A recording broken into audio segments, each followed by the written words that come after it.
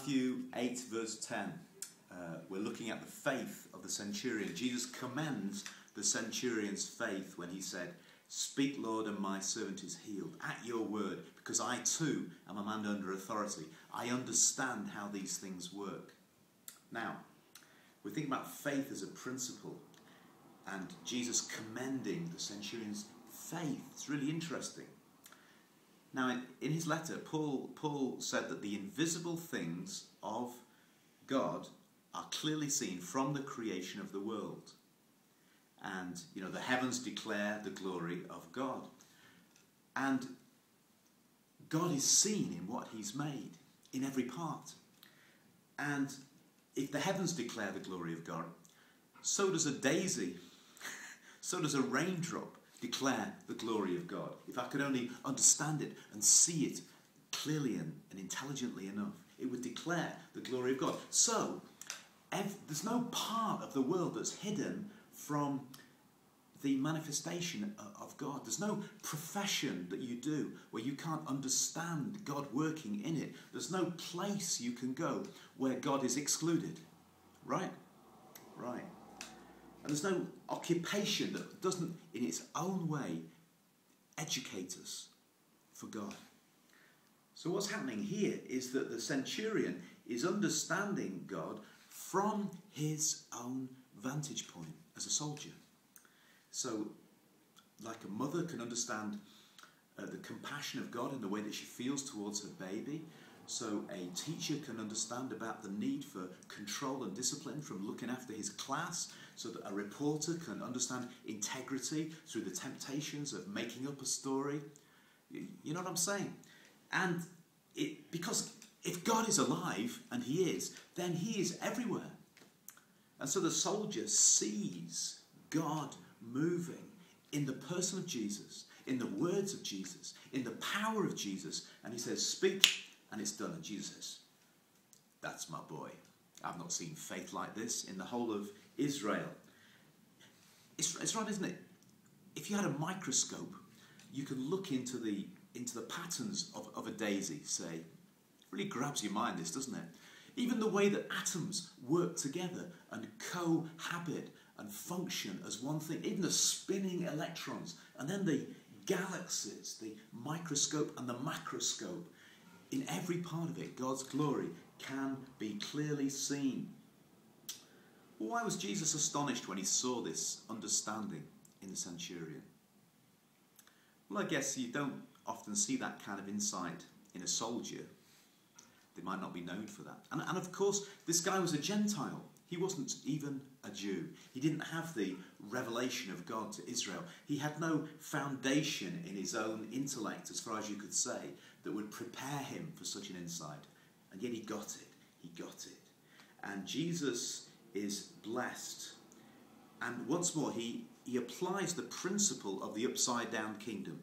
He says, "Many shall come from the east and the west and shall sit down with Abraham and Isaac and Jacob in the kingdom of heaven." He's seeing it as a Jewish perspective. Many will sit down with the fathers of our faith. But the children of the kingdom, those who see themselves as insiders, shall be cast out into outer darkness, where there shall be weeping and gnashing of teeth. All turned round. Now you might consider this as the advantage of disadvantage and the disadvantage of advantage. What?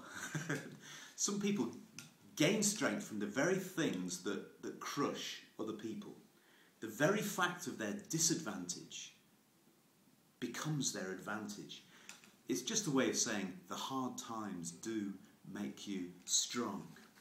You think of people in the Old Testament who battled through difficulty and hard times like Moses and Elijah and Abraham. By faith, the record goes. And perhaps we would do better if we didn't have so much laid on our plates. Perhaps if it was not so easy for us. There's an old saying that many a spiritual giant is buried underneath mountains of gold. Well, you see, look at it this way. My car is really useful, okay, but it does prevent me from exercising properly and walking to the shops when I'm perfectly capable of doing it.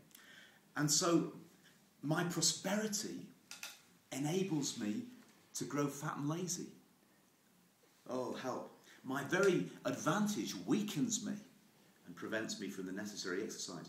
Social networks like Facebook are great, amazing for keeping in contact with distant friends. But if they inhibit me from forming real and good and deep personal relationships, then it weakens me. It's like that, that Bruce Willis film, Surrogates, living in a virtual world. TV is a handy form of instant entertainment, but what if it inhibits real social interaction and prevents me from developing real relationships? What do you think? And in the same way, where are the people who are spiritually strong? Are they in the cathedrals and the professional clergy ranks, or are they the ones who are persecuted in prison cells? Where do you grow spiritually strong? Is it necessarily where it's easy? You see, the centurion had pushed through his disadvantages, through being a Gentile, through being a soldier, and his faith is like a machete going through the jungle. He is reaching for Jesus, and Jesus knows it, and he sees him. He said, I've not seen faith like this.